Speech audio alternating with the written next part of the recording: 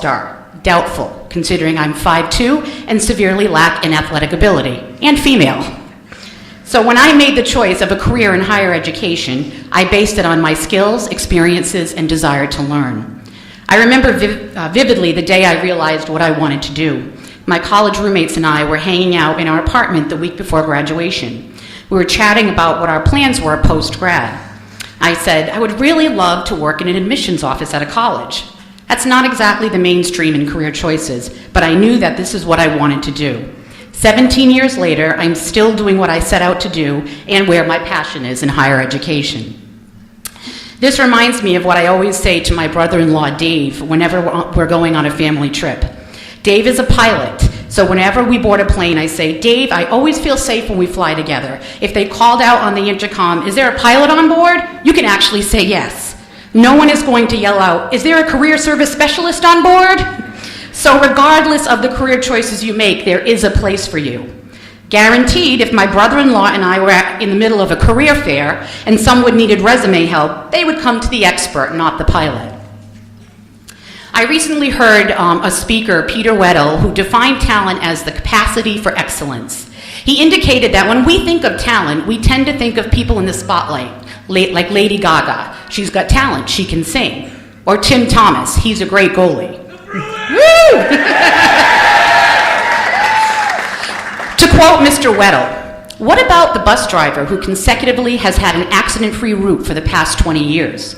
Or what about the chef that works countless hours in preparing that right dish? Or the teacher who took that extra time with you on the assignment? Be proud of who you are, discover your talents, and use them to assist in the choices that you make.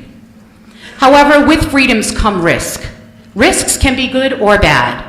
As adults, you will be faced with many opportunities and many challenges.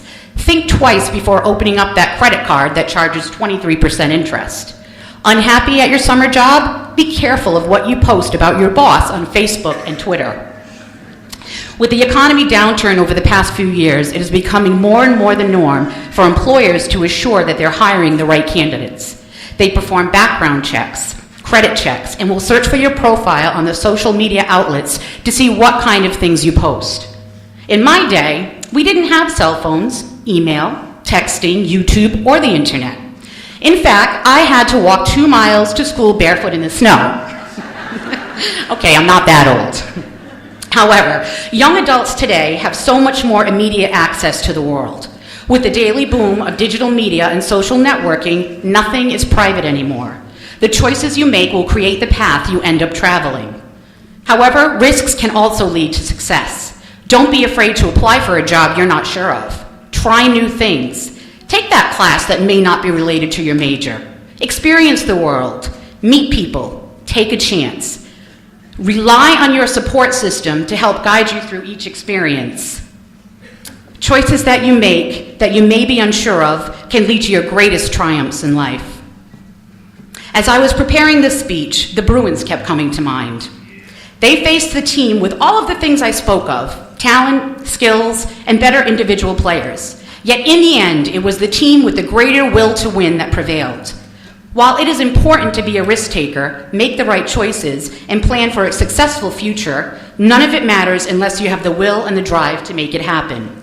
So before I leave you today and you go off to celebrate with your friends and family, remember a few simple lessons. Your life is yours. Do right by yourself and others. Pay it forward, and remember your inner talents. You have earned your freedom to make choices and take risks. Use that freedom wisely. Thank you and congratulations.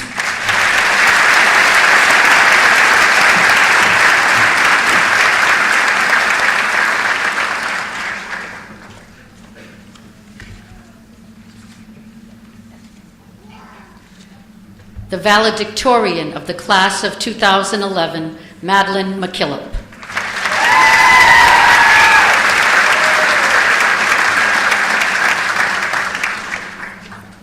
We stand here today, ready to receive our diplomas and move on with our lives.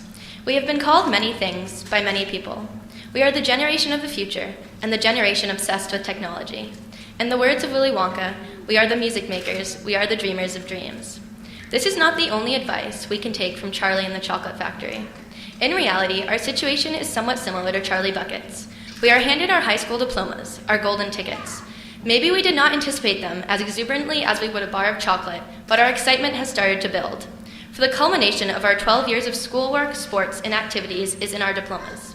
They are our way out of this school, this town, and the stereotypes high school has created for us. They represent all of the new experiences we will have in college, the new friends we will make, and all of the opportunity waiting for us.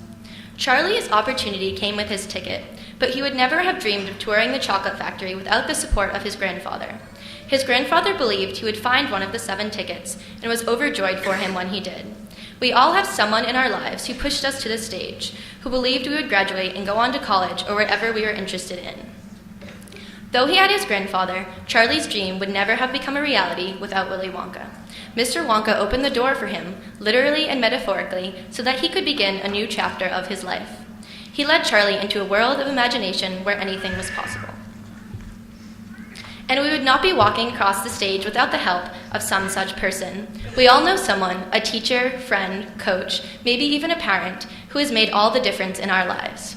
They have introduced us to new amazing things. Maybe there is no chocolate waterfall, gumdrop trees, or hordes of little green and orange men, but there are real events and experiences that changed our perceptions of the world.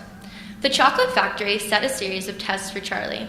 He entered it in the beginning with no expectations other than to have a wonderful tour. But inside, he was confronted with various obstacles that pushed the boundaries of his morals and revealed his true character. He was tempted by many things, including a goose with a golden egg, candy that released him from the law of gravity, and an incredible bribe. But after he stumbled, and we all will stumble, he refrained because he came to understand that he had everything he needed to be happy. He watched all of the other children fail at the test they were presented with, and he was able to learn from their mistakes. He passed the ultimate test and discovered himself along the way. Likewise, in life, we are bombarded by events and actions that test us. They may not appear to be significant, but when we look back at them, we realize how much we have learned.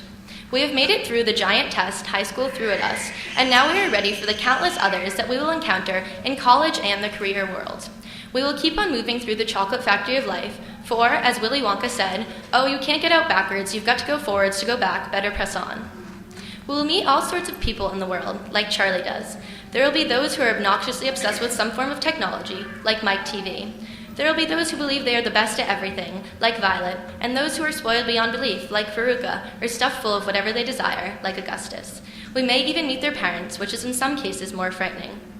But we will learn to deal with those people. We will learn from them and become better people. As Willy Wonka said, "Show signs of good deed in a weary world." Though we will not be in a candy land, we will still have lots of fun. In the words of Willy Wonka, a little nonsense now and then is relished by the wisest men. But we do not want to overindulge in the temptations around us, for we do not want to end up like giant blueberries or stuck in the pipes of a chocolate river or in some other equally ridiculous situation. Willy Wonka informs us, invention, my dear friends, is 93% perspiration, 6% electricity, 4% evaporation, and 2% butterscotch ripple. We are finally free to pursue exactly what we wish to and to hopefully never revisit the subjects we hate. We know how much work it has taken to get us to this point, and now we can dedicate that effort to inventions of our choice. Willy Wonka tells Charlie to refrain from speaking because, for some moments in life, there are no words. Our graduation is one of those moments. We will remember it for the rest of our lives, and, in the words of Mr. Wonka, the suspense is terrible. I hope it lasts.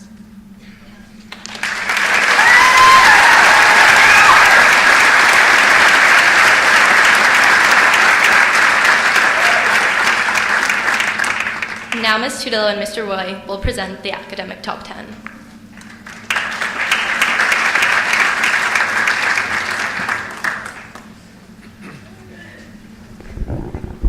Good afternoon, everyone. I'd like to offer my personal congratulations to the class of 2011. I hope that your chosen path meets with success and may all your dreams come true. And it's my distinct pleasure to introduce the academic top 10 of the class of 2011 at Westport High School. Ranked number 10, Justin Kochman.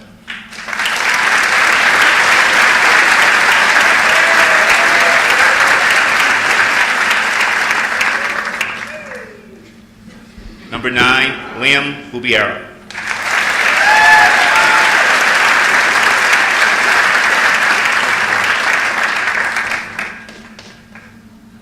Number 8, Emma Shea.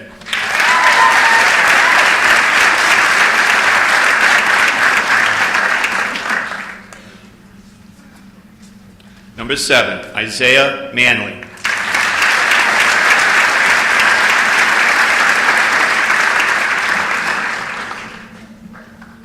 Number 6, Jessica Pimentel.